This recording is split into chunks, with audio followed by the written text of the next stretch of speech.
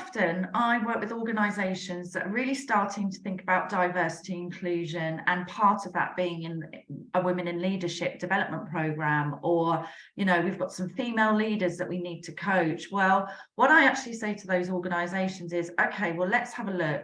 Have you got a robust D&I strategy, and have you consulted with the right people, with the right groups in society to make sure that's a robust strategy with measurements in place?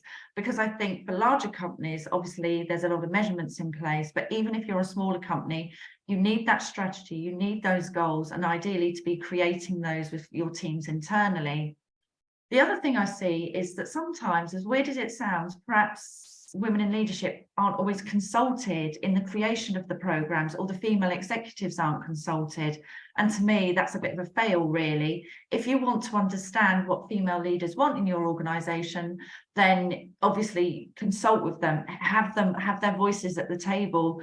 So that is really, really important as well. And also, when you get that feedback, if you have had that consultation, then make sure you follow it up, because I've worked with a couple of organisations where I've had to really push them to follow up with the feedback, because employees get really demotivated if you ask for feedback and you don't do anything with it. You can forget any feedback in the future.